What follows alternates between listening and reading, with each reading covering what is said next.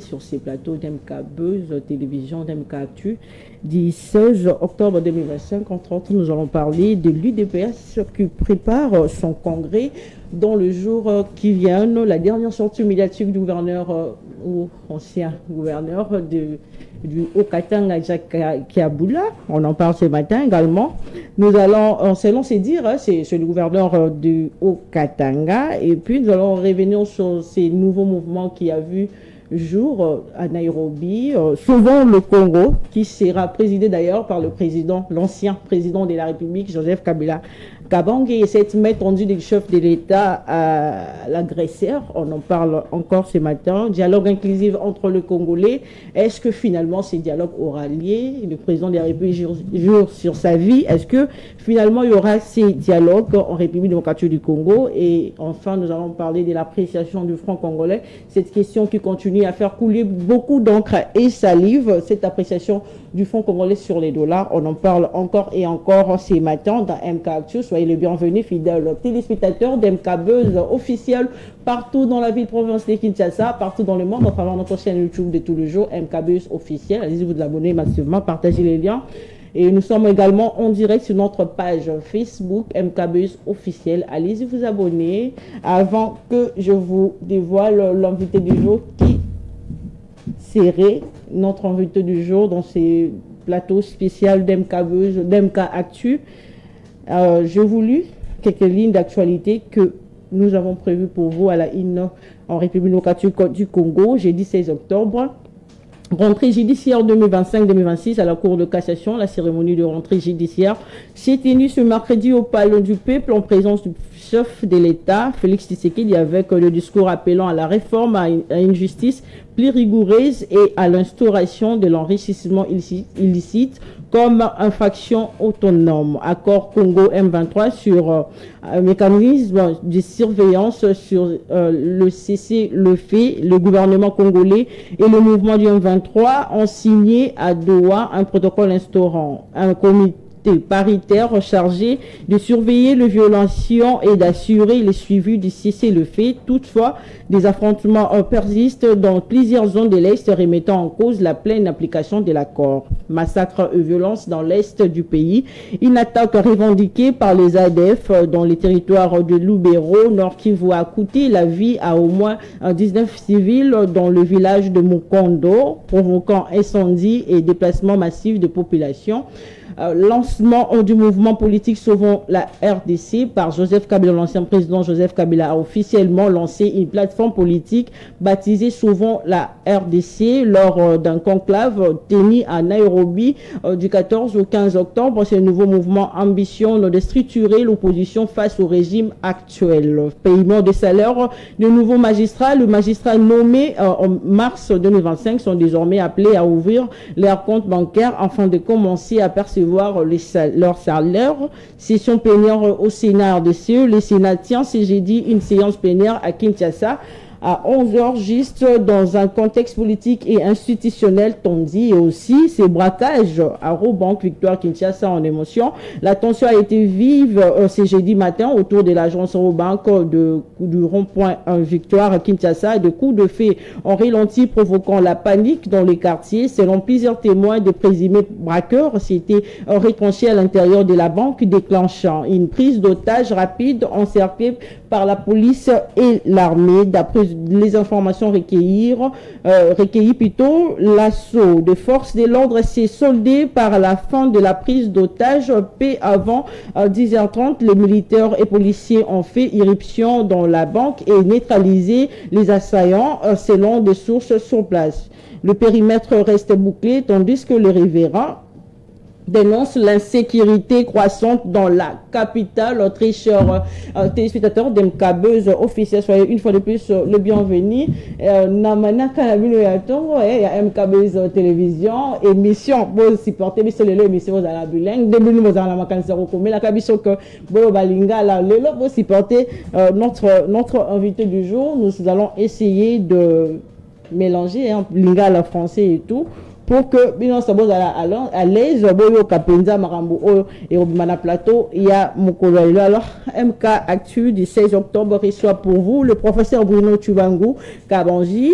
Il est comme ça l'ancien DGA de l'Agence nationale pour la promotion des investissements en ANAPI en sigle. Il a assuré l'intérim d'ailleurs à la tête de l'ANAPI en juin 2024. Il est également ancien président fédéral de l'Union pour la démocratie et le progrès social UDPS à Lubumbashi et également professeur à l'Institut supérieur statistique ISS Lubumbashi. ISS. Oui, ISS Lubumbashi. Bonjour et bienvenue. ISS, c'est encore une autre institution. ISS. Chez nous, c'est ISS. Donc, Institut supérieur des statistiques. Voilà. Lubumbashi. Merci. Bonjour voilà. Et bienvenue. Bonjour, monsieur. Bonjour, madame. Bonjour, messieurs les téléspectateurs. D'accord. On est là. D'accord. Question directe sur l'IDPS, monsieur Bruno, professeur Bruno Tshubangou. Comment va l'IDPS? Bon, j'aurais souhaité que je dise quelque chose avant de parler de mon parti UDPS. Je suis effectivement membre de l'UDPS, mais pas n'importe quel membre. Cadre. Je suis l'ancien président fédéral de l'UDPS Lubumbashi. Et vous savez dans quelles conditions l'UDPS, vous ne le savez pas, vous êtes encore très jeune, mais nous déjà vers le 1980, quand nous avons commencé déjà le mouvement dans la clandestinité, et ça nous avait coûté extrêmement cher. Et pourquoi? Parce que cette fois-là, nous avions un certain Kungwak Mwanza qui était vraiment hostile à l'UDPS parce que il ne voulait pas de Tiens Tshisekedi, qui était pourtant son ami en tant que Kassaïen, en tant que Moloba. Il ne voulait pas et il était dans la logique de Mobutu qui estimait que l'UDPS était une affaire des Kassaïens. Pourtant, il savait lui-même qu'à la création de l'UDPS, parmi les 13 parlementaires, il y avait tout le monde, tous les représentants de toutes les langues de la République démocratique du Congo et même de toutes les provinces de la République démocratique du Congo. Alors, parmi les 13, vous allez voir, il y aura les gens de l'Équateur, il y aura les gens du Congo central, donc Bas-Congo actuellement, Congo central. Et puis il y a les gens de Kasaï étaient là. En fait, le Katanga, les représentants étaient là. Et ce qui faisait que c'était un parti typiquement national. Mais à un certain moment donné, Mobutu a fait circuler de l'argent à gauche, à droite, et il a créé, n'est-ce pas, une division au sein de tous ces fondateurs-là. Alors, les fondateurs, il faut seulement aussi souligner que il y a les 13 parlementaires, si on veut parler des fondateurs, il y a les 13 parlementaires, il y a aussi... Il y a aussi le cadre que l'on a conscientisé pendant que les 13 étaient en prison. Les gens comme Fébirindois, Kibasamem, qui était déjà membre du bureau politique de Mobutu à cette époque-là, mais il a quitté pour rejoindre, n'est-ce pas, l'opposition. Alors, qu'est-ce que j'ai pu encore vous dire? Quant à moi, j'ai connu beaucoup de difficultés à Lubumbashi. J'ai été arrêté plusieurs fois parce que j'ai lutté pour que l'UDPS existe au Katanga. Parce que toujours pour l'UDPS. Oui. À l'époque, c'était l'UDPS Katanga. Alors, je suis allé un peu partout pour l'implantation de notre parti. Cette fois-là, c'était l'UDPS tout court. Et malheureusement, après 1994, l'UDPS était complètement divisé. Il y a eu l'UDPS Kibasa et l'UDPS Tshisekedi. Et il y a eu même l'UDPS orthodoxe de Lumbu. Lumbu, c'était un fondateur, mais qui faisait aussi partie des 13 parlementaires. Il y a eu des Kanana, il y a eu des Lusanga.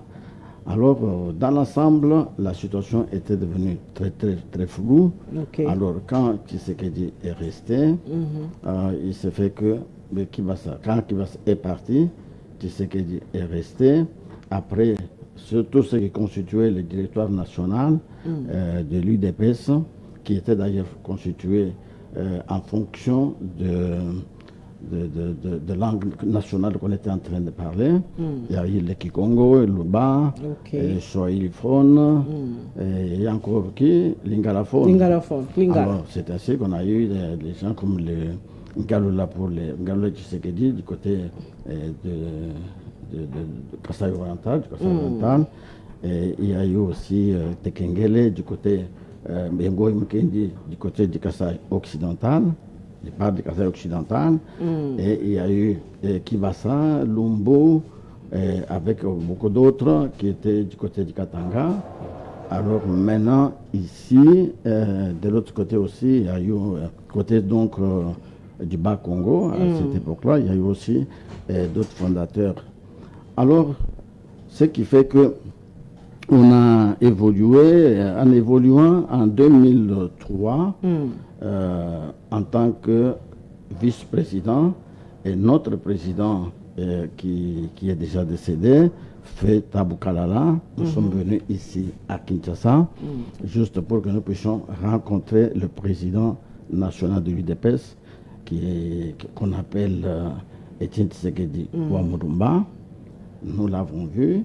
En fait, nous l'avons vu, mais moi, effectivement, nous ne l'avons pas trouvé. Il était à Sun City, où il devait passer normalement 4e vice-président, donc chargé de la culture.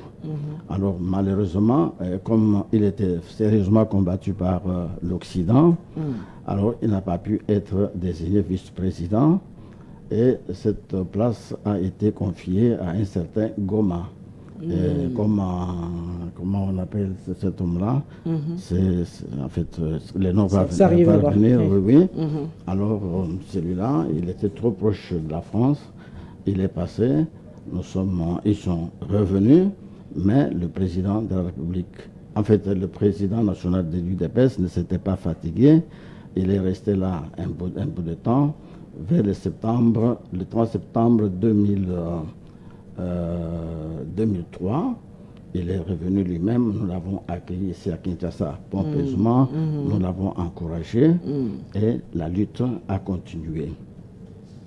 Et j'ai pu sauter en disant, quand nous rentrons maintenant à partir d'ici même à Kinshasa en 2003, et c'était le 9 juin, j'ai mené un mouvement important contre le français. Alors, nous devrions en fait nous retrouver. Toujours en 2003? Oui, en 2003, devant l'ambassade de France pour protester contre les propos que cet ambassadeur, qu'on appelle, je crois, Bernard, alors contre les Congolais. Et nous n'avons pas pu supporter cette fameuse déclaration qui minimisait la lutte de Etienne Tshisekedi, la lutte de notre peuple. Et nous avons crié et nous avons invité le peuple congolais à se retrouver au niveau de la BCC. Vous voyez derrière là, il y avait l'ambassade de France, je crois que vous ne le savez pas. Et nous nous sommes dit, nous devons nous retrouver là-bas un certain le 9 juin 2003. Alors cette fois-là, pour nous, les leaders que nous avions, c'était principalement, en fait, Maître Mukendi Ouamurumba, feu Maître Mukendi Ouamurumba, et il était accompagné de Franck Diongo, à l'époque-là, et tant d'autres qui étaient restés sur place. Ils n'étaient pas alors à Sun City. Alors nous avons effectivement agi, et ces jours-là, nous nous sommes retrouvés sur place, donc devant l'ambassade de France. Nous ne sommes pas entrés. On attendait que les leaders arrivent. Alors nous avons attendu en vain et sans succès. Ce qui fait que j'ai pris moi-même les initiatives en tant que combattant de l'UDPS et président. Cette fois-là, j'étais vice-président fédéral parce que j'étais avec mon fédéral Taboukalala. A fait Taboukalala. Alors, j'ai commencé à me débrouiller avec les peu de lingala que j'avais et j'ai commencé à contacter tous ces gens qui étaient tout autour de nous. Et j'y allais, je bricolais lingala. Boni, est-ce que vous avez monté à l'IDPS? Alors, je dis oui, je suis monté à l'IDPS, surtout les membres de l'IDPS qui ont des connus. Alors, entre-temps, les services de sécurité, les services de renseignement étaient en train de me filer. Et ils sont venus d'ailleurs un peu à 3 ou 4 pour me dire, papa, il ne faut pas continuer à faire ce que vous faites. Moi, je dis, ce n'est pas votre problème. Si vous voulez m'arrêter, arrêtez-moi. Il n'y a pas de problème. Alors, quand il quittait, je commençais le même mouvement, mais vers 10 heures, parce que la manifestation devait commencer vers 9 heures, mais vers 10 heures. Et j'ai quand même réussi à réunir une trentaine de combattants qui étaient assez forts à côté. Et je leur ai demandé s'ils étaient à mesure d'accepter que nous puissions marcher et que nous puissions atteindre l'ambassade de France, parce qu'il fallait faire un sit-in là. L'ambassade. Oui. Alors maintenant, en parlant avec eux, ils ont dit qu'ils étaient à mesure de le faire. Moi, dans ces conditions, je voudrais maintenant les sentir. J'ai lancé un slogan UDPS. Tenez bon, UDPS vaincra, tenez aussi, UDPS vaincra. Alors, suivez-moi. Et j'ai pris le devant. Voilà. Alors, quand j'ai pris le devant, et tous ces gens qui étaient à côté, tous les combattants qui étaient à côté là-bas, ont accouru et ils ont constitué une foule immense. Je suis allé pas à pas jusqu'à la limite, et cette fois-là, l'ambassade était hermétiquement bloquée, protégée par la police de l'ambassade. Alors, et nous avons forcé la main, et quand ils ont constaté que ça ne pouvait pas maintenant marcher, c'est alors que qu'est-ce qui s'est passé? Ils ont maintenant fait appel à la police nationale. Et dans quelques 5-10 minutes, la police nationale est arrivée et nous a envahis. Mais nous n'avons pas fui. Et ils ont simplement créé une barricade pour dire, cette ligne rouge, vous ne pouvez pas la traverser. Alors moi-même, j'ai regardé nos amis qui étaient derrière et je leur ai posé les problèmes. Tokoleka, tokolekate. Déjà, Balobi, tokoleka. Et je me suis senti très fort et je me suis lancé dans le bras d'un certain capitaine. Et cet homme-là m'avait donné un coup et ma lèvre ici supérieure était fendue, le sang coulait. Et sur place, j'ai répliqué. Il a eu aussi le même sort et le sang a commencé à couler. Et cette fois-là, on m'a ramassé. Alors, on a commencé à me rouer des coups de pied par terre. Vraiment. On dirait qu'on était en train de taper une bête quelque part là-bas. C'est un peu compliqué. De là, nous sommes allés. On m'a mis dans une jeep. Et d'ailleurs, j'ai vu aussi Kapambou, Raphaël Kapambou. Il m'a accompagné dans la jeep jusqu'au camp de Fungura. On m'a amené à Kilmazière. Alors, Kilmazière, le matin, je me suis retrouvé chez moi, mais cette fois-là, avec une jambe cassée. Fracturée. Oui, j'étais véritablement fracturé, tapé à mort. Bon, et nous avons parlé avec les autorités, n'est-ce pas, de l'UDPS, et ils m'ont tout simplement félicité, et après, ils ont condamné ces comportements-là. Vraiment, le professeur Bruno, voilà. Professeur Bruno, s'il vous plaît, au regard de la petite histoire que vous venez de nous relater, vous n'êtes pas la moindre, enfin, vous n'êtes pas quelqu'un qu'on peut négliger à l'IDPS aujourd'hui, mais est-ce que pouvons-nous dire aujourd'hui, vous êtes fier de la lutte de l'IDPS au pouvoir? Par rapport à la partie, je vous ai demandé la santé actuellement de l'IDPS. Moi, actuellement, moi, je suis vraiment fier de la lutte que nous avons menée. Pourquoi? Parce que avec cette lutte, nous avons sauvé ce que nous devrions sauver. C'est-à-dire, notre idéal était de bâtir un État de droit et de démocratie dans notre pays. Et nous avons réussi à entamer ce processus-là. puis au moment où nous parlons avec notre président. Parce que nous avons quand même réussi à avoir notre président, c'est-à-dire le président de l'UDPS. Nous avons conquis le pouvoir. Je n'ai pas dit que nous avons eu le pouvoir, je dis que nous avons conquis le pouvoir au prix du sang. Et nous sommes en train de lutter jusqu'à aujourd'hui, mollo mollo, pour que nous puissions vivre dans un état de droit libre et démocratique dans notre pays. Maintenant, depuis la dernière rencontre avec le président de la République, le membre de l'UDPS et le président, nous avons eu à voir le secrétaire général du parti, Augustin Kabouya, Augustin Kabouya également de Bouzoubaïtou. Est-ce que la paix règne actuellement à l'UDPS? Je crois que la paix règne... Sans oublier la dernière sortie médiatique du CG, du secrétaire général du parti. Il n'y a pas de problème. Ainsi qu'on le congrès. Je peux d'abord vous dire une chose. Allez-y, oui. Je peux vous dire une chose. Oui. Le secrétaire général de l'UDPS, qui est actuellement président de l'UDPS, Augustin Kabouya. Et ça, le texte l'atteste très bien. Parce que quand le président de la République, en fait, le président de la République, qui était le président du parti, a été bloqué par les textes constitutionnels, et il fallait normalement que celui qui venait après lui assure l'intérim. Alors, à l'époque, c'était Kabound, lui-même avait fait un texte qui nommait Kabound président Aïe, et ce texte a été remis en question. Donc l'intérim est-il prévu dans les textes? Voilà, c'est ça justement ce que je voulais. Parce que c'est aussi la question. Mais vous savez, moi, je puis me dire effectivement que ce n'était pas prévu, parce que dans nos textes actuels, donc dans nos statuts, le poste de vice-président n'existait pas, et n'existe même pas.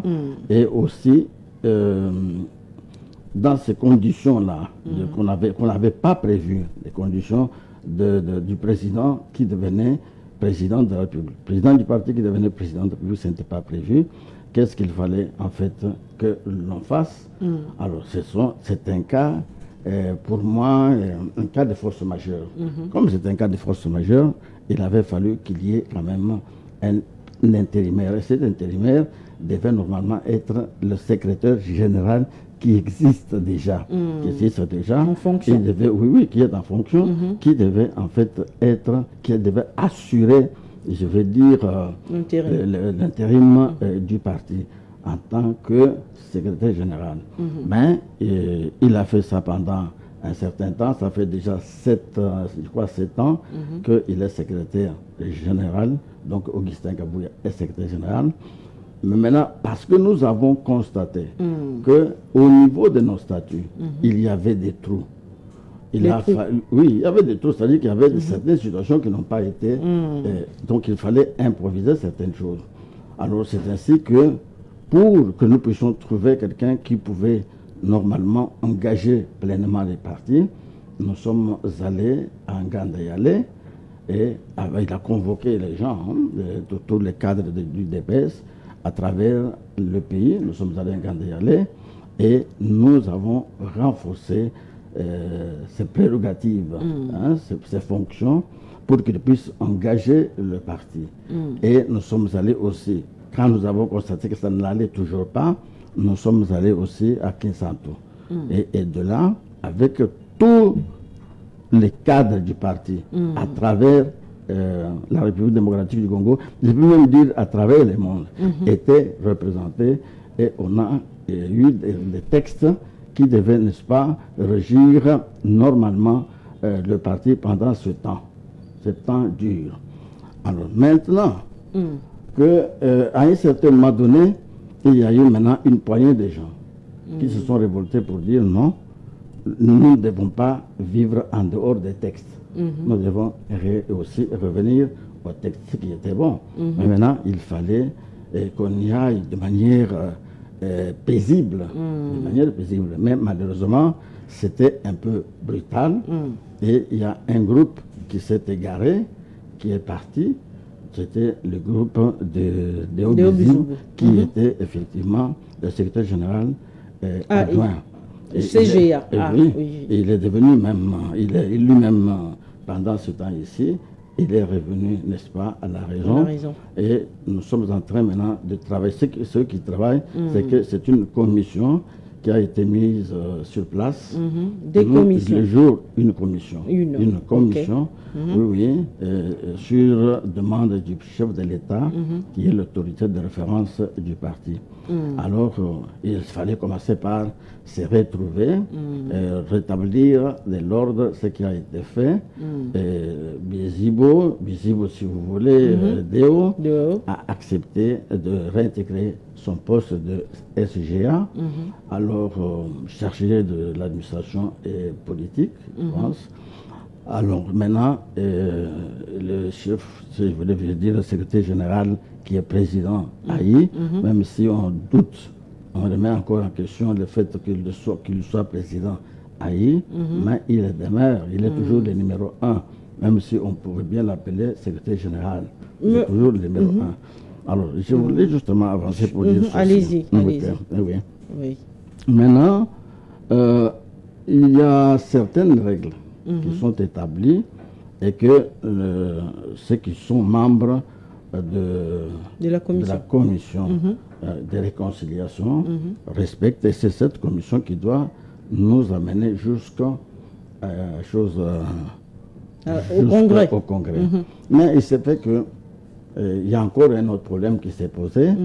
Les membres parce que même le siège, je pense qu'il y a des membres qui ne respectent pas le mot d'ordre du chef de l'État. Nous allons y arriver, retenez un peu ça. Mais je suis en train de suivre que la convention, la convention démocratique, qui est aussi, je crois, le deuxième organe du parti, alors, qui a dans ses attributions l'organisation de ce congrès-là, estime qu'elle a été sabotée, elle a été oubliée et est en train de réclamer aujourd'hui qu'elle puisse elle-même prendre, selon les textes qui nous régissent, prendre les choses à main pour pouvoir organiser ces élections-là. Mais qu'est-ce qui se passe? Parce qu'il faut maintenant lire les choses entre les lignes. Il y a un problème. Il y en a qui estiment que le congrès sera un lieu où il faudrait faire partir Augustin Kabouya. Du pouvoir, c'est ça même la question que j'allais vous poser. Faire partir Augustin Kabouya, au lieu d'y aller de manière objective, sans mauvaise intention, on se retrouve, c'est vrai que Kabouya pourrait être candidat, soit président, si jamais on voudrait avoir un président de l'UDPS, parce que pour nous, jusqu'à preuve du contraire, ce poste devrait attendre ou doit attendre les chefs de l'État. Non, les chefs de l'État. Et si on veut en parler, alors on va chercher d'autres mécanismes d'avoir soit un vice-président ou garder encore un secrétaire général qui doit... Mais en fait, je ne sais pas comment je peux dire, ces postes-là doivent revenir au président de la République, chef de l'État. Sauf si lui, en coulisses, pouvait dire non, il n'en veut plus. Je n'en veux plus, je ne peux pas, mais nous voudrions bien qu'il soit toujours président, président du parti, oui. Et c'est ce que nous voulons. Et vous comprenez déjà qu'il y aura un problème, parce qu'il y aura des gens qui viendront pour dire, nous, c'est être président de l'UDPS. Maintenant, il y a d'autres qui viendront pour dire, pas question, ça c'est un poste qui est déjà réservé. Alors, il y aura justement un problème. Alors, il y a aussi un autre problème, c'est celui de financement de ce congrès. Alors, est-ce que l'UDPS a les moyens de financer ce congrès-là? Mais le moyen, professeur, alors que déjà vous êtes en pleine préparation de ce congrès, le moyen n'est pas. Nous préparons. Le moyen n'y est pas. Oui, le moyen n'y est pas. Alors, entre-temps, nous préparons ça sur les papiers, mais ça va se matérialiser comment? C'est ça aussi un problème. Alors s'il y a des gens qui tiennent réellement à ce congrès et qui veulent bien que ce congrès aboutisse, je veux dire, à bon port, alors ces gens-là doivent aussi mener de grandes démarches pour obtenir des fonds qui peuvent nous permettre de l'organiser. Oui. C'est ça la problématique que je voulais justement souligner. Nous tous, nous voulons bien aller à ces congrès, mais il faudrait maintenant que le processus soit respecté. Est-ce que nous revenons à la Convention? Est-ce que nous suivons ce que le président de la République a mis comme disposition, c'est-à-dire les membres de la Commission qui sont en train, pour le moment où nous parlons, ils sont en train de préparer ce congrès-là? Professeur, s'il vous plaît, si vous pouvez éclaircir à la population qui nous suit de partout par rapport à ces congrès, bien évidemment, qui doit préparer ces congrès et qui doit convoquer ces congrès? Parce que le secrétaire général Augustin Kabouya, lors de sa dernière sortie médiatique, il dit qu'il est le seul à convoquer et préparer ces congrès. Oui, c'est ce que nous allons aussi voir quand il s'agit du dialogue, parce que c'est lui le secrétaire général, c'est lui le président. Selon le texte. Ah oui, c'est lui le président. C'est à lui de convoquer. Mais il est chef, ce que je veux dire, il est chef du parti, si vous voulez, pour le moment. Chef du parti, Aïe. Alors, et le président de la République, qui est l'autorité de référence du parti, a donné sa première vision, qui est de constituer, n'est-ce pas, une commission qui va essayer de mettre les deux factions ensemble et cette fois-là organiser les élections. Mais maintenant, comment on va organiser, comment cette commission va organiser ces élections sans pour autant se référer au président Aïe du parti.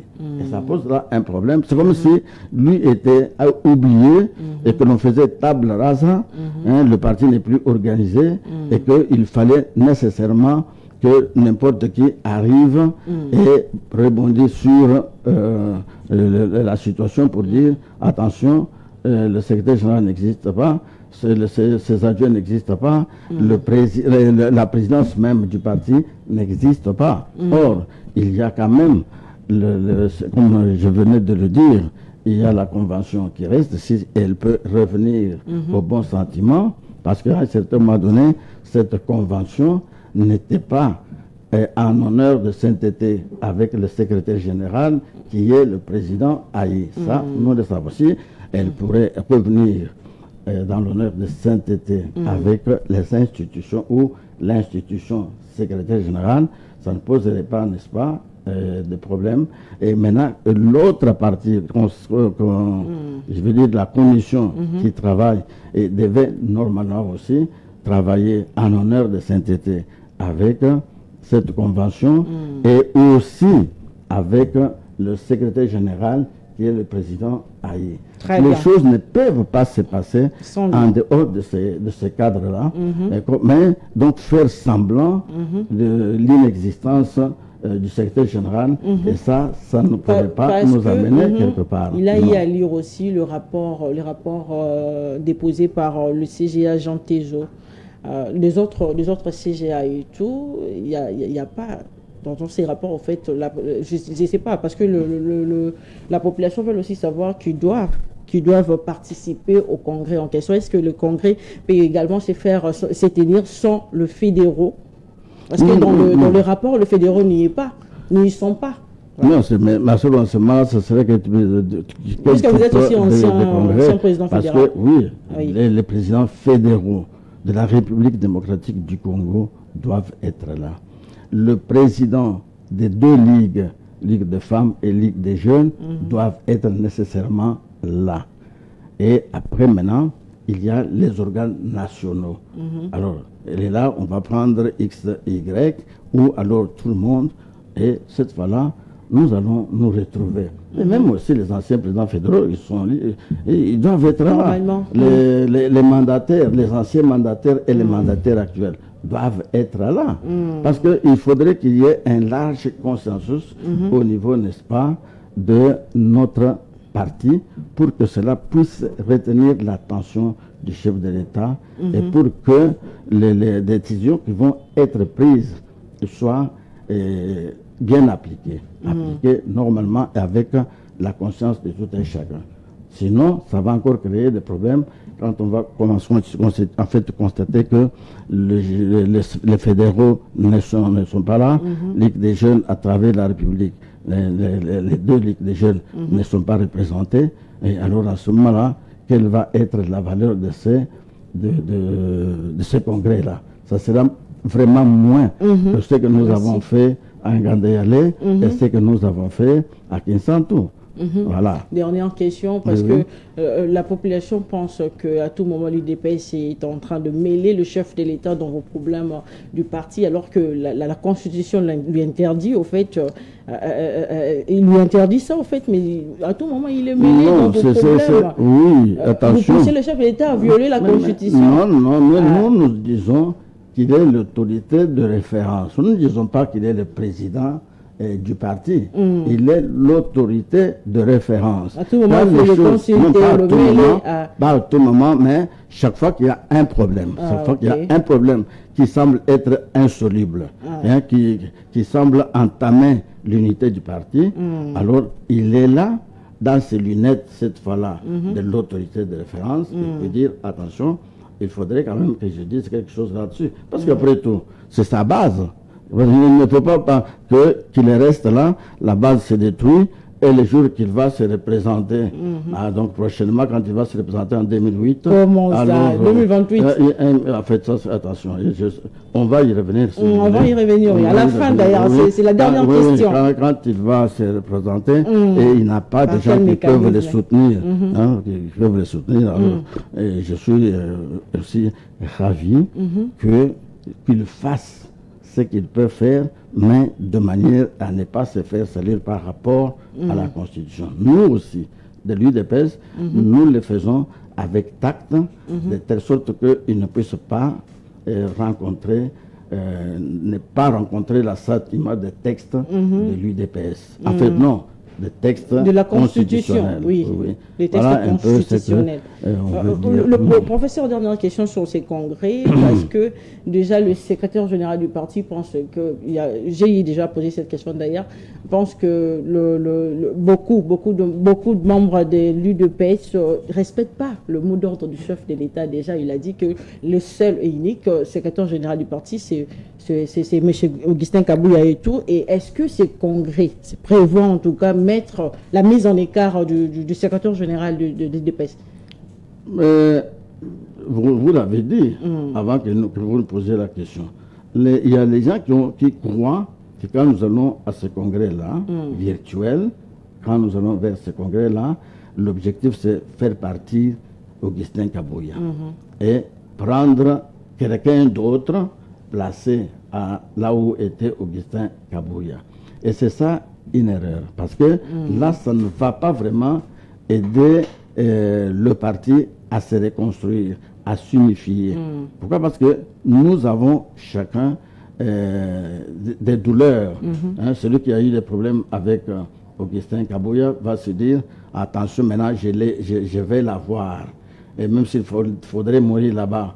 Alors maintenant, ceux qui sont en bon terme avec le secrétaire général, et aussi vont se dire, ou c'est lui, ou c'est rien.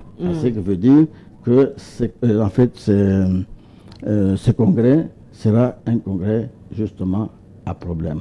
Un congrès gonflé des conflits, et je ne sais pas comment il va être organisé, comment il va se dérouler.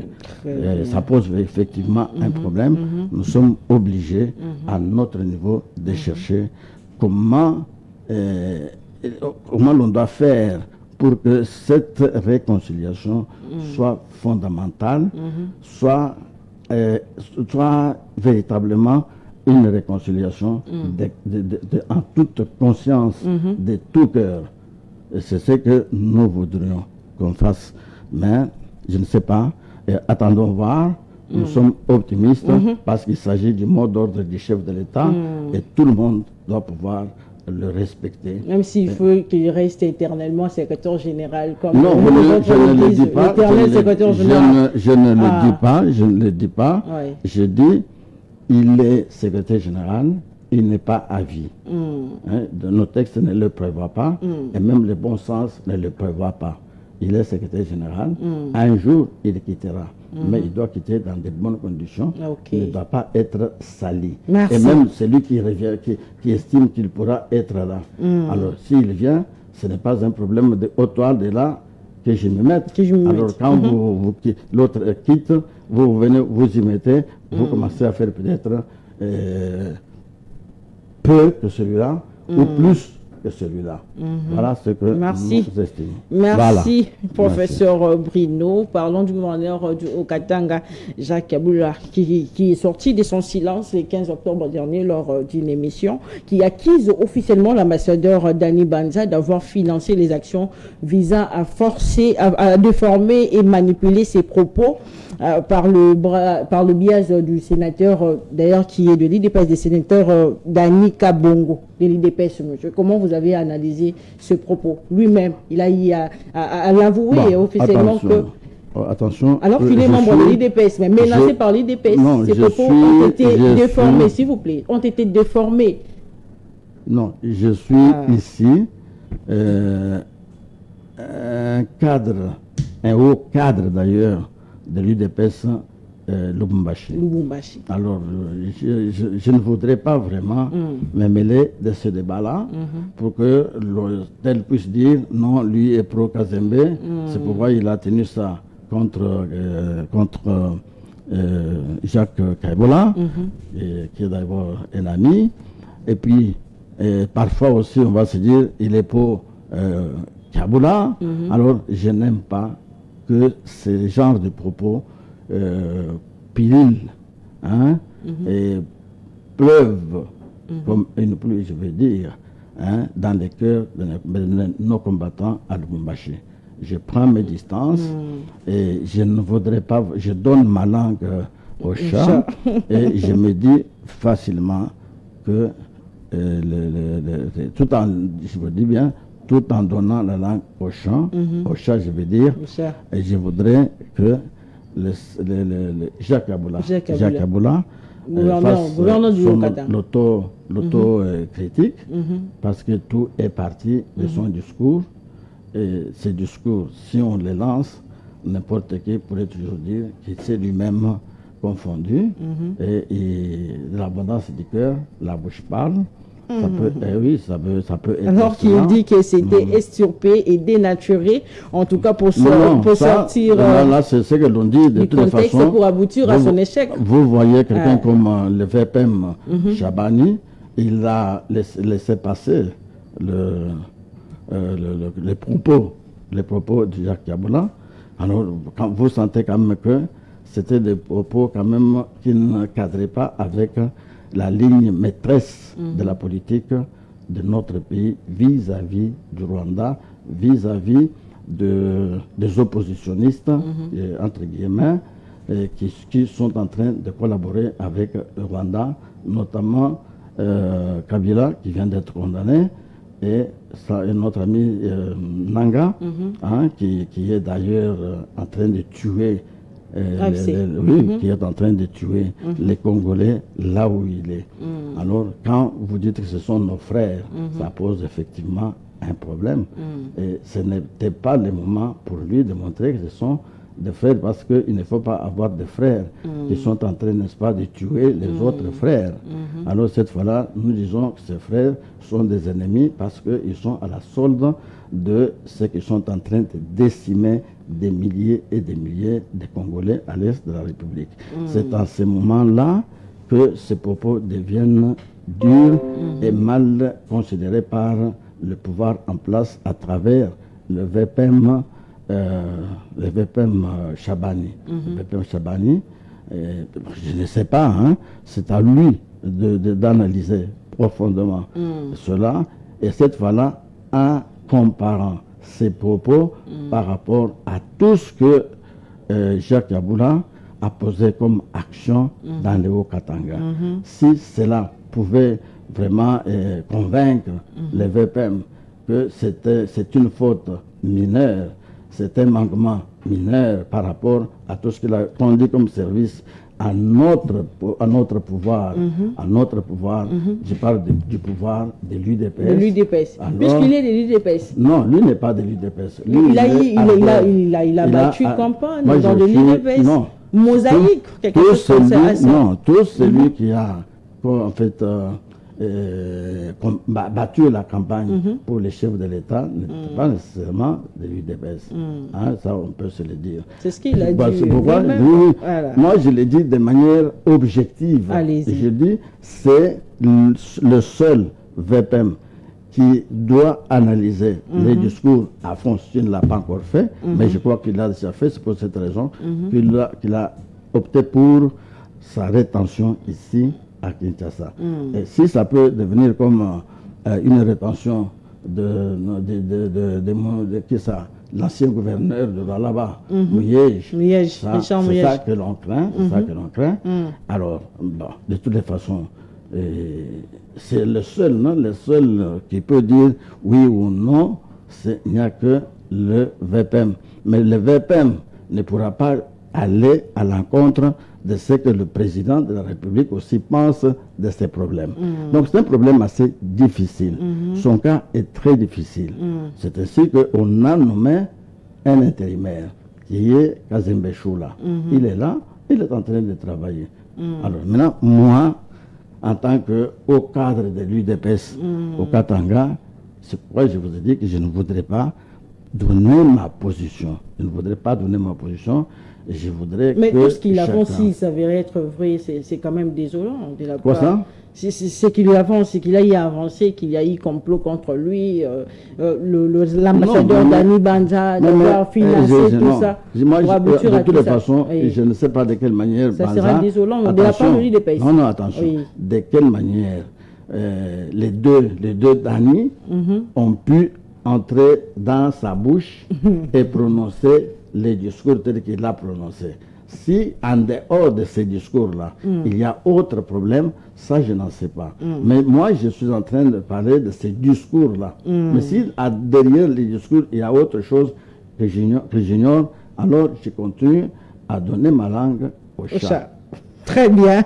Parlons un peu après Cash AFC. Il vient de naître une nouvelle plateforme, Sauvons la République démocratique du Congo, qui sera présidée par l'ancien président de la République, Joseph Kabila Kabange, le professeur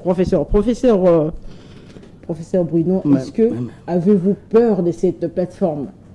Ce n'est moi, je dis que c'est un non-événement. Comment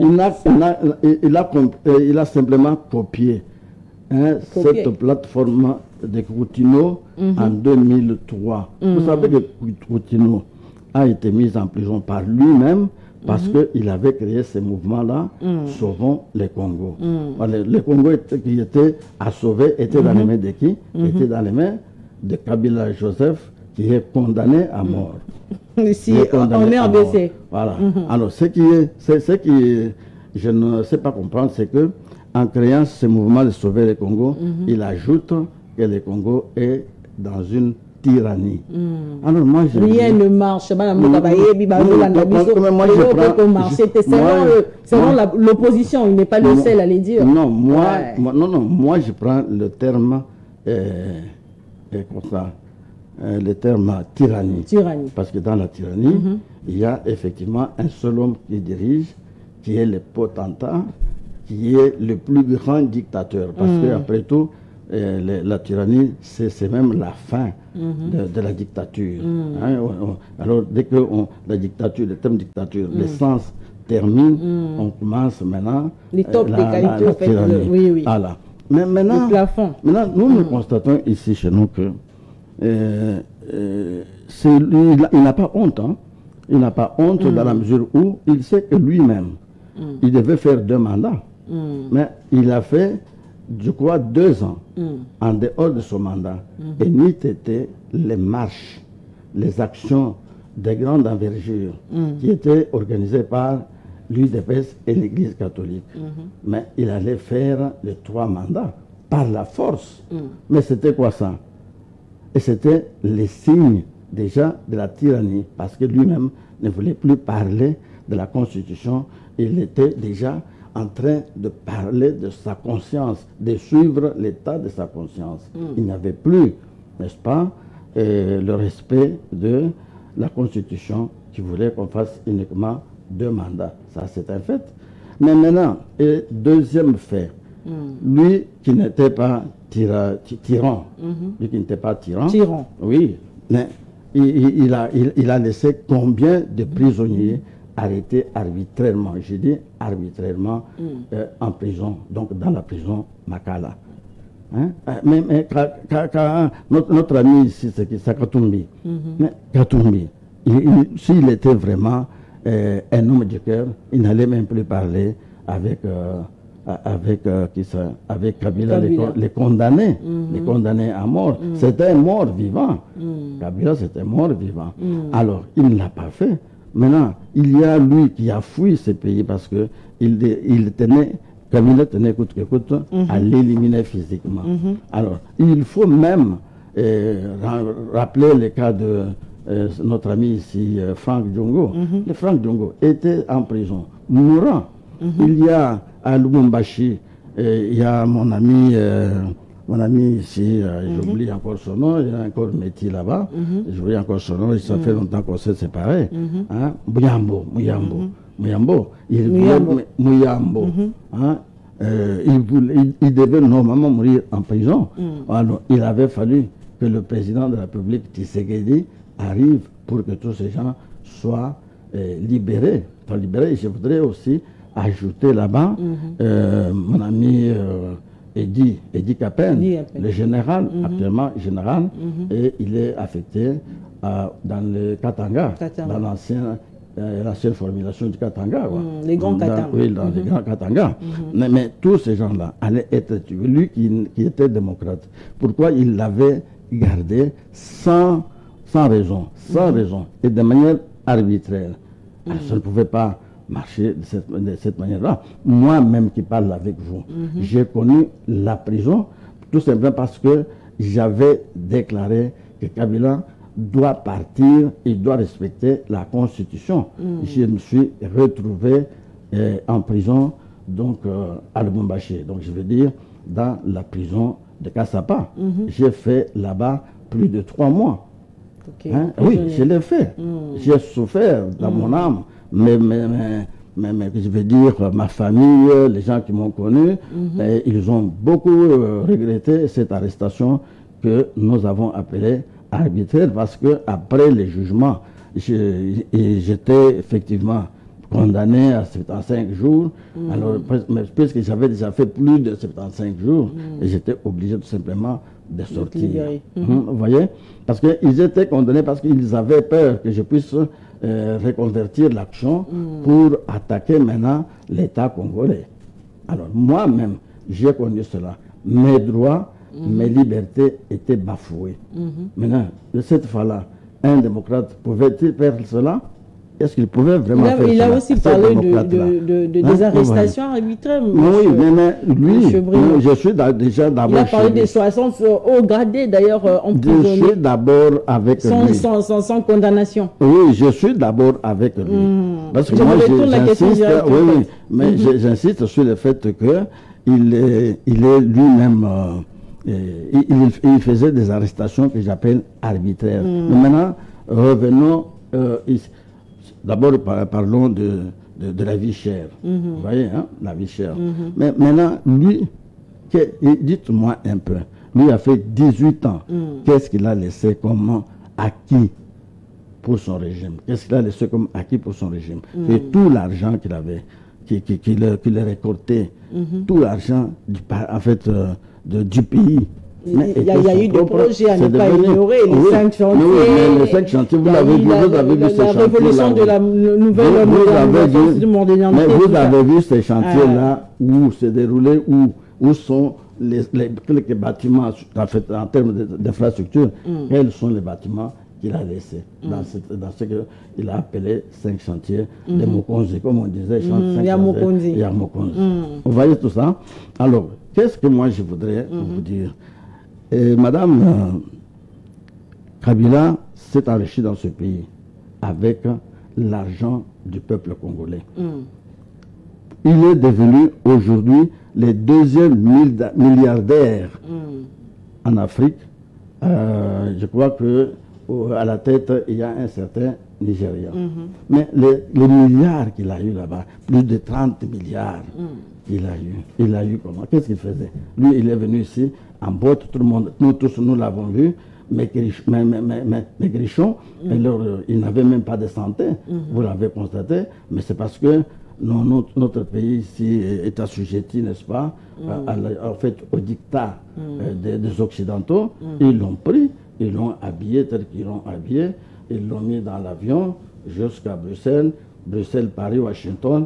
Il est revenu, il a été encadré, il a commencé maintenant à voler, nous, Congolais. Moi, je suis professeur. Vous savez combien je touche aujourd'hui? Je ne peux pas le dire. C'est misérable, quoi. C'est misérable. Hein? Je ne sais pas. Mais sous le régime du président Félix Antoine Tshisekedi, est-ce qu'il y a eu amélioration? Attention, nous sommes à ce niveau-là. Je vais revenir pour vous montrer que... Parce que nous parlons de la vie chère, c'est sans ignorer la population. Mais vous voyez, 18 ans... C'est une réalité, au fait. Je suis en train de vous dire que il a fait 18 ans. Et nous avons fait 7 ans. Nous sommes en train de faire 7 ans ou sinon 4 ans. Parce qu'il y a eu une année ou 3 années vides. 7 ans, selon la Constitution, c'est 7 ans. Hein? Non, mais je peux vous dire que nous avons un problème. Le problème, c'est que quand nous avons pris ces pouvoirs, les FCC n'en voulaient. On dirait qu'ils nous l'avaient donné et entre-temps, il avait tenu la corde. Hein, si je considérais maintenant le pouvoir comme un bien, il avait tenu, n'est-ce pas, la corde. Et les chefs de l'État actuel, et Félix Antoine Tshisekedi, ne savaient pas travailler librement. On lui avait collé un certain professeur, Ilunga Ilungamba. Alors, Ilunga Ilungamba, oui, il l'a bloqué. Et même, vous savez, sa première ordonnance pour les mandataires, l'ordonnance pour nommer les mandataires de la SNCC et aussi une autre ordonnance pour nommer les mandataires de la JICAMINE, ça fait une année pour être appliqué. Ça fait une année.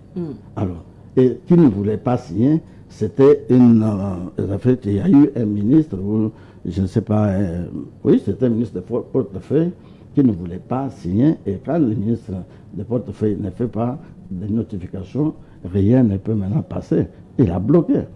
Tout ça, c'est... Alors, quand vous allez au niveau de la justice, vous rappellerez maintenant de certaines propositions, notamment propositions de loi de Minakou. Sakata. Oui, Minakou Sakata. Hein, vous savez, et il voudrait justement que la justice, hein, que les ministres de la justice soient au-dessus, n'est-ce pas, de la magistrature, oui, soit au-dessus de la justice. Doit commencer à donner aussi des injonctions aux magistrats, etc. Mais NIT était la force de l'UDPS à cette époque-là. Nous avons marché ici à Kinshasa, nous avons marché à Lubumbashi, moi-même à la tête. Et une grande marche. Et c'est ce qui a fait qu'à un certain moment donné, il ne savait plus maintenant avancer et on a retiré ces projets-là. C'était juste pour torpiller la justice dans ce pays. Et quand la justice devrait être, en fait, quand la justice était torpillée, alors à ce moment-là, les FCC allaient maintenant montrer que le président Tshisekedi n'était pas à mesure de diriger un si grand pays. C'est ça ce qui a été fait à cette époque, et nous n'avons pas toléré.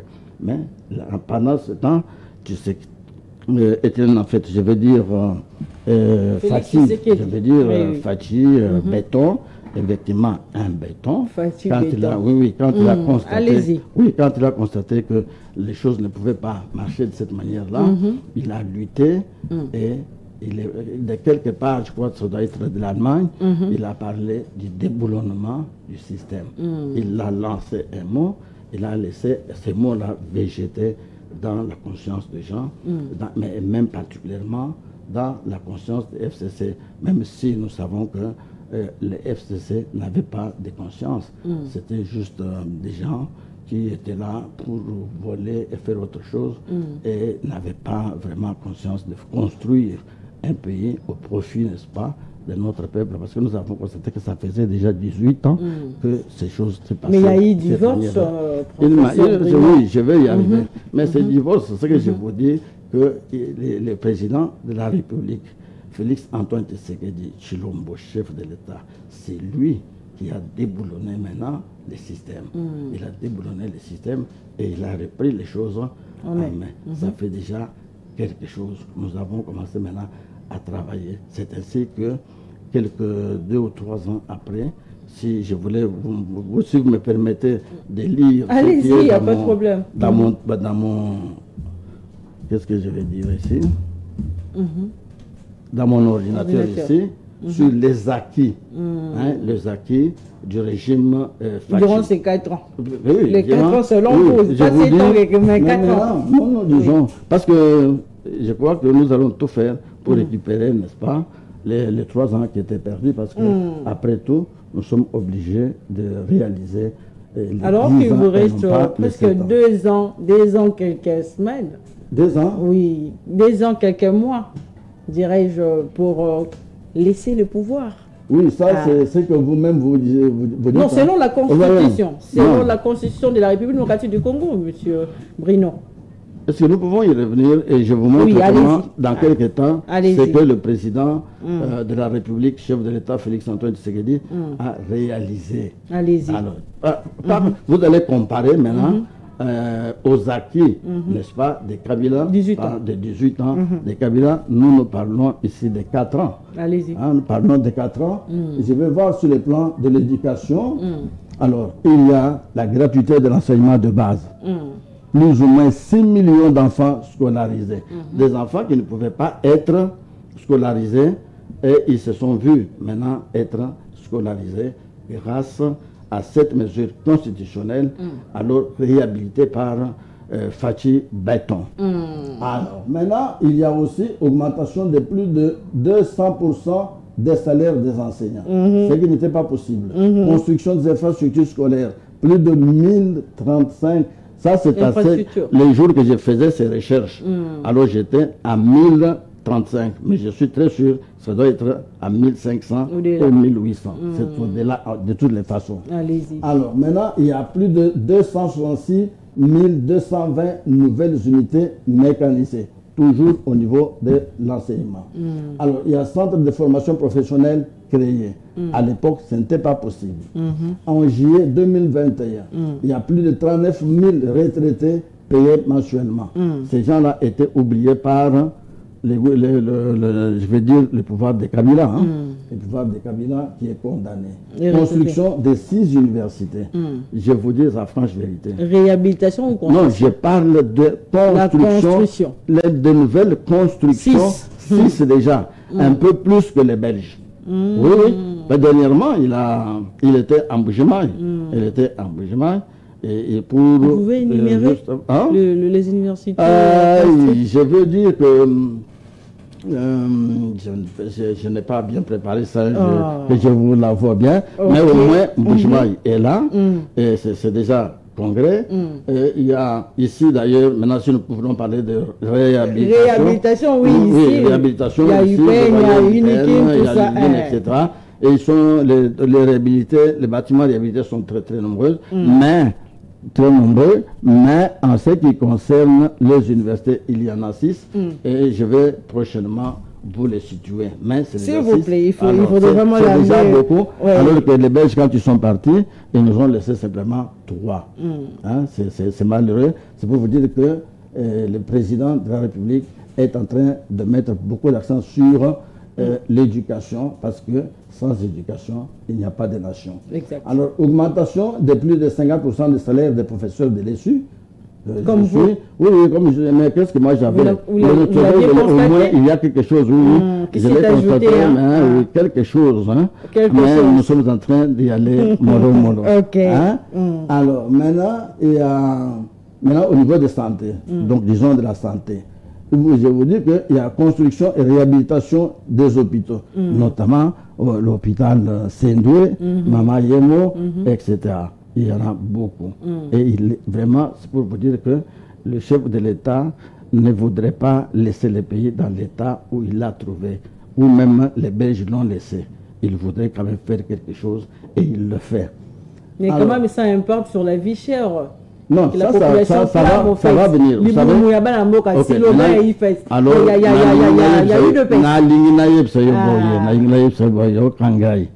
Vous savez, quand le président de la République est venu, il a trouvé le pays déjà dans un puits de plus ou moins 1000 mètres de profondeur. Je vous informe, parce que depuis 1965, Mobutu avait creusé. Pendant les 32 ans, il avait creusé sérieusement.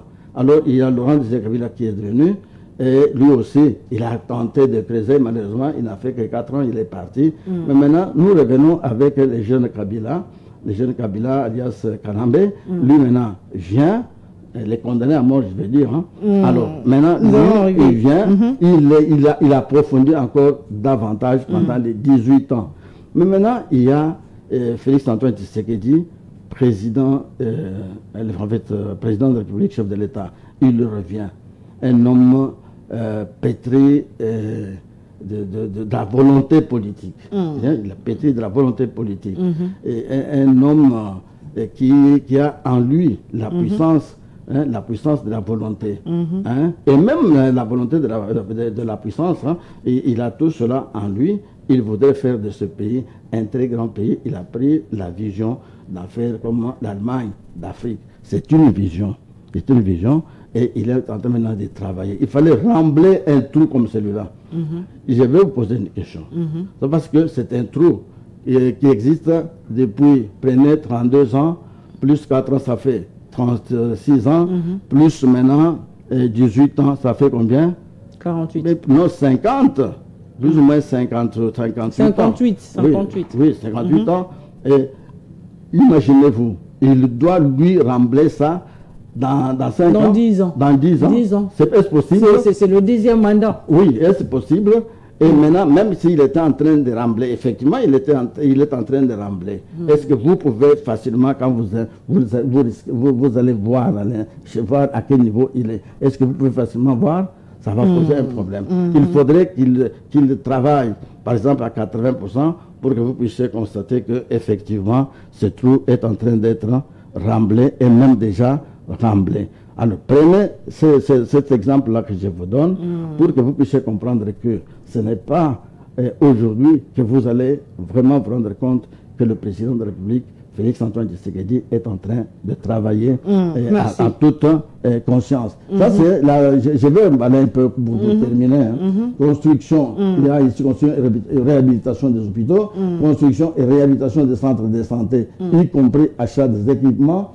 Nous avons couverture santé universelle. Nous avons gratuité de la maternité, des consultations prénatales et des sous-prénatales.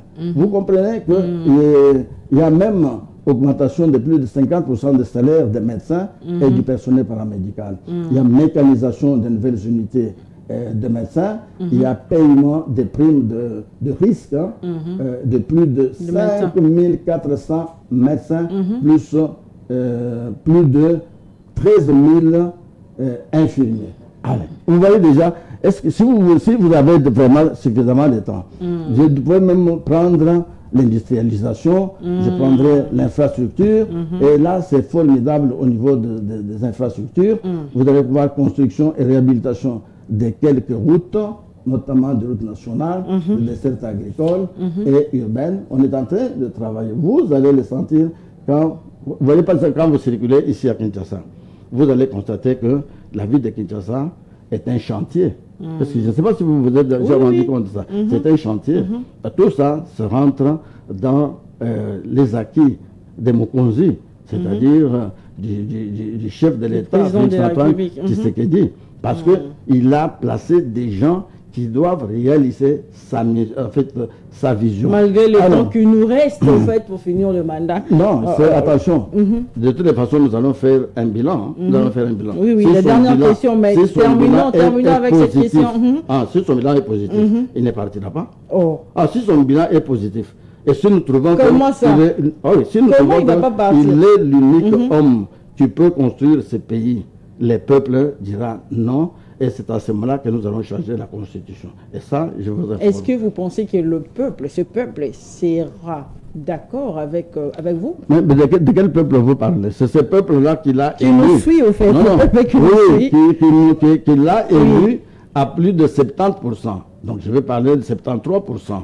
Et que maintenant, à partir de tout ce que je viens de lire, parce que je n'ai pas encore terminé, malheureusement. Mais selon Mobé Kondi, la Constitution de la République démocratique du Congo, il a droit à 2 mandats. Qui a dit ça? Mais je vous dis que ça, ce n'est pas notre constitution. C'est une constitution de belligérants. C'est une constitution qui ne nous permet pas d'aider le peuple congolais. Pourquoi? Parce que c'est une constitution où le Rwanda s'était véritablement mêlé. Une constitution qui accepte les infiltrations, par exemple. Ça ne peut pas marcher, ça, madame. Les infiltrations ici sont cadrées par cette constitution-là, pour dire non, il faudrait quand même... il y a un article, je crois, l'article 217, qui donne aussi l'attitude aux Congolais de laisser une partie du territoire national à nos voisins ou à celui qui en demande. C'est que nous ne voulons pas. Et ça ne peut pas se faire parce que ça va amener à la balkanisation. Ce que moi, je vous dis sincèrement, c'est que cette constitution-là, nous, de l'UDPS, nous n'avons pas voulu participer au référendum, un faux référendum constitutionnel, je crois, de 2006. Au mois de mai, je crois. Non, c'est 2010, ça doit être au mois de mai. Alors, nous n'avons pas voulu le faire. Mais nous nous sommes dit, les jours que nous serons au pouvoir, nous allons la changer. Et maintenant, nous sommes. Mais pourquoi pas au premier mandat, professeur Bruno? Mais moi, écoutez ce que je vous dis là. Vous voulez, vous là-bas, changer ou vous ne voulez pas? Vous voulez être, qu'est-ce que je veux dire, bien géré ou bien vous ne voulez pas? Mais est-ce que nous devons parler de la révision constitutionnelle ou le changement du constitution?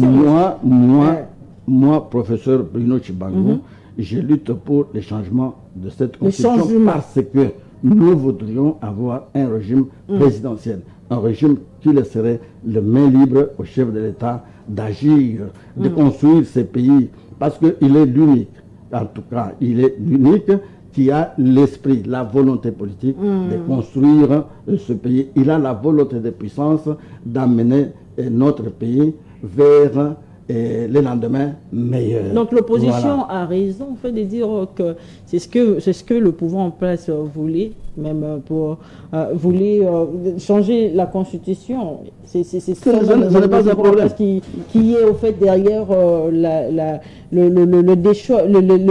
la décision du président Kamere, parce qu'avec lui ça n'est pas passé. Non, Kamere, là c'est notre problème. Kamere, chaque fois que le président prend position, lui prend contre-position. Il prend les contre-pieds. Et là, c'est qu'il n'y avait pas d'harmonie pour mieux travailler. Et quand le président de la République dit, moi, pas question de dialogue avec la Sengo. La Sengo, l'église catholique, on va y revenir. Je crois qu'on sera là-bas. La Sengo signifie l'église catholique organisée politiquement. On va y arriver. Alors, lui, il dit dialogue avec la Sengo. Alors, cette fois-là, comment il va rester toujours au perchoir? Il s'est senti lui-même mal à l'aise et les autres députés ont constaté qu'il n'était pas alors indiqué qu'il puisse rester là-bas, sinon il va torpiller les actions du chef de l'État. Et c'est ainsi que le même député-là, alors, ont agi. Ils ont pondu cette pétition.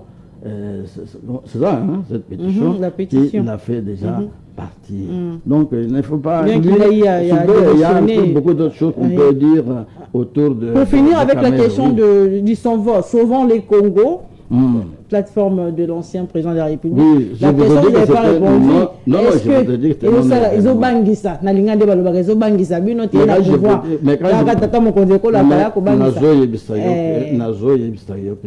C'est un non-événement. C'est-à-dire qu'il ne fera absolument rien.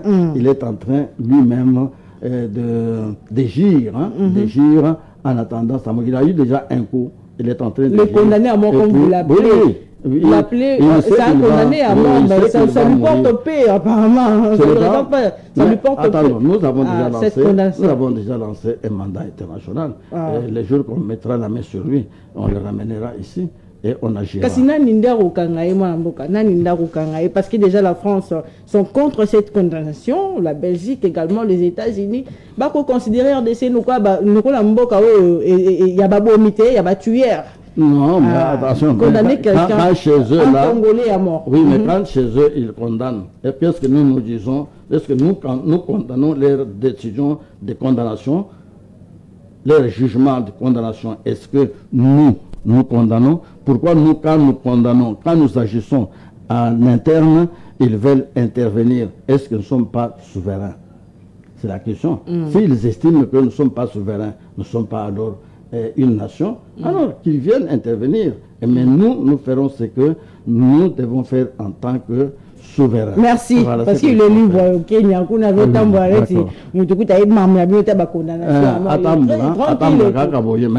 et c'était mort-vivant. Oui, nous allons également prendre cette main tendue du chef de l'État. Est-ce que vous avez eu à comprendre la main tendue du chef de l'État à l'agresseur au moment où, à l'heure lui-même, il a refusé, il a dit qu'il ne va pas dialoguer avec les Congolais, les émissaires, j'allais l'appeler comme ça, qui ne mettent pas le nom à ce qui se passe à l'est de la République. Il a interdit aux Congolais de parler avec les agresseurs, mais lui, il a tendu la main.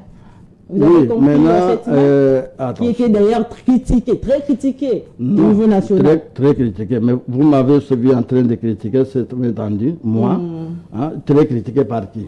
Par les autres, mais vous n'avez pas suivi. L'opinion nationale. Maintenant, vous ne m'avez pas suivi pour que vous puissiez comprendre que tout le monde n'est pas contre cette main tendue. Maintenant, moi, je vous dis ceci.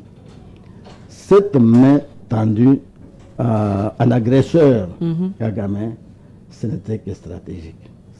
C'est ce que beaucoup de gens ne comprennent pas. Ce n'est pas une faiblesse de la part du président de la République? C'était stratégique. Vous savez, je vais vous dire, lui-même d'ailleurs a déjà répondu à cela. C'est comme si j'étais en train maintenant de le répéter. Mais je voudrais aussi que le peuple congolais le sache. Non, parce que le peuple, s'il vous plaît, le peuple pense que c'est une manière aussi de faire, de faire connaître au monde, comme il a dit, de faire connaître au monde que nous sommes agressés. C'est aussi la diplomatie. Déjà en place. Pourquoi encore tendre la main à l'ennemi? Non seulement que nous sommes agressés, mais que nous ne voulons pas comprendre ce qu'eux nous demandent de faire. Ils croient que c'est nous qui agressons. Alors, au lieu de comprendre que c'est le Rwanda qui nous agresse, eux estiment que c'est nous qui agressons le Rwanda. Alors, c'est ainsi qu'il a fait cela en face du monde, pour que ce monde puisse comprendre objectivement. Malgré la diplomatie agissant du chef de l'État. S'il vous plaît. Là, les carnabalobines, partout, la tribune à l'Obama, eux, ils pensent que c'est nous qui ne voulons pas la paix. Vous ne savez pas quand quelqu'un a une mauvaise foi. Attention, quand quelqu'un a une mauvaise foi, il vous dira toujours le contraire de ce que vous pensez. Faites attention. Ces gens-là ont travaillé avec le Rwanda pendant plus de 30 ans. Ils l'ont porté à cœur parce que au regard de leurs intérêts et ils ont eu tout ce qu'ils cherchaient au nom de la République démocratique du Congo, parce que les minéraux critiques qu'ils étaient en train d'exploiter, les minéraux stratégiques, c'était le minerai du Congo. Alors maintenant il y a quelqu'un qui est revenu, qui est venu aux affaires, qui ne peut pas céder aux caprices de l'agresseur, qui voudrait sauver la souveraineté de notre pays par rapport à ce que faisait notre ami Joseph Kabila, qui se comportait véritablement comme un gouverneur, donc le gouverneur de la province du Rwanda. Alors comme il s'est comporté de cette manière-là, quand nous sommes venus en tant qu'UDPS avec notre chef qui est maintenant le président de la République, il a dit pas question, arrêtez-vous là-bas.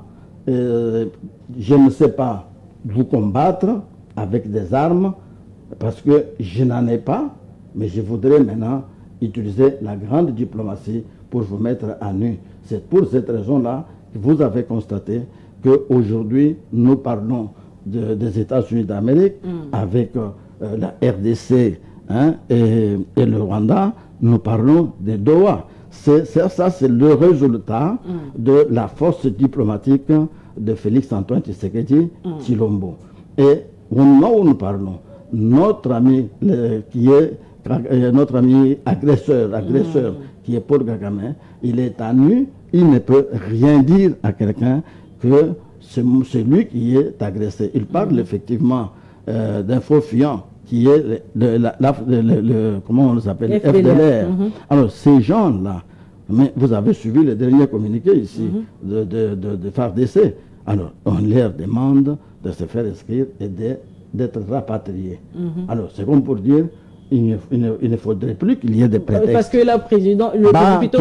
parce que le président de la République a accepté lors du forum en Belgique, il a dire ouvertement qu'il demandait aux FDLR de déposer leurs armées. C'est affirmé qu'ils sont sur notre sol. Oui, mais attention, parce que ceux qui étaient là, les vieux là qui étaient là, sont partis. Maintenant, il y a leurs enfants qui sont là. Parce qu'ils ne pouvaient pas aller là-bas, il y a une dictature, il y a une véritable tyrannie au Rwanda. Et s'ils entraient anarchiquement et sans surveillance de l'ONU, alors on va les dévorer. Les gaillards, c'est un grand dévorateur. Des gens qui se croient être en opposition avec son régime. Il ne veut pas démocratiser les institutions de son pays, mais il voudrait bien venir chez nous, donner des ordres, arrêter même les gens qui les critiquent, ils les poursuivent ici, et ils les arrêtent et ils les tuent. Ça, c'est très dangereux, là. Là, c'est très dangereux pour dire que ici, ce n'était pas la République démocratique du Congo, un pays souverain, c'était déjà transformé, comme je l'ai dit, en province, en une des provinces du Rwanda. Kabila qui était là-bas, c'était juste un gouverneur. Et être président, c'est peut-être des gens qui partaient à gauche. Parce que quand vous allez même à l'étranger, lors des grands forums internationaux, vous ne devriez pas trouver les Congolais là-bas dans des sièges.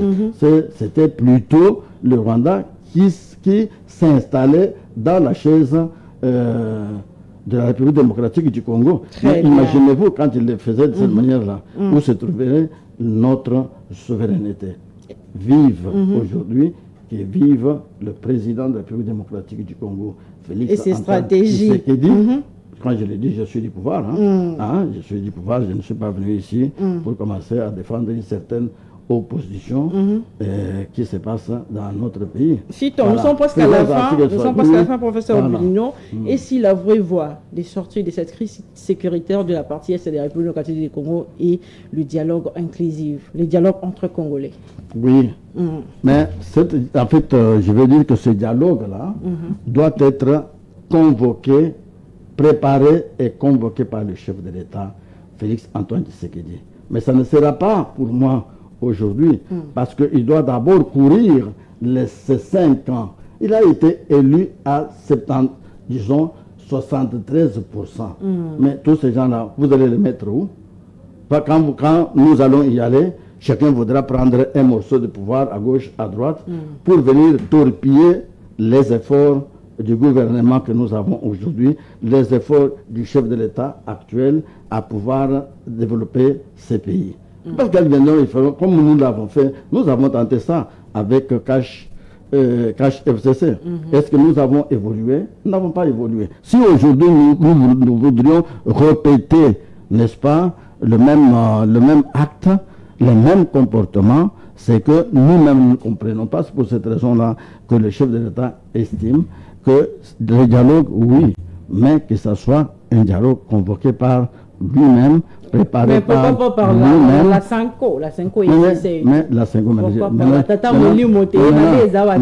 moi je vais vous dire une chose. La Sanko est dirigée aujourd'hui par Ambongo. Ok? Mais je vous ai dit que c'est l'église catholique organisée politiquement. La Sanko, c'est une secte, ce n'est pas la Sanko, mais l'église catholique est une secte politico-religieuse de la trempe de Kitawala. Je l'ai déjà dit quelque part, de la trempe de Kitawala. Mais avec une seule différence, que du temps de la colonisation, Kitawala luttait contre la colonisation. Mais maintenant, avec l'Église catholique en tant que secte, pour le moment, nous ne sommes pas dans la dictature. Mais l'Église catholique estime que nous sommes dans la dictature et c'est pour cette raison qu'il voudrait maintenant prendre en main l'organisation du dialogue avec les fameux pactes sociaux sur les biens, vivres, etc. Alors maintenant, nous disons ceci.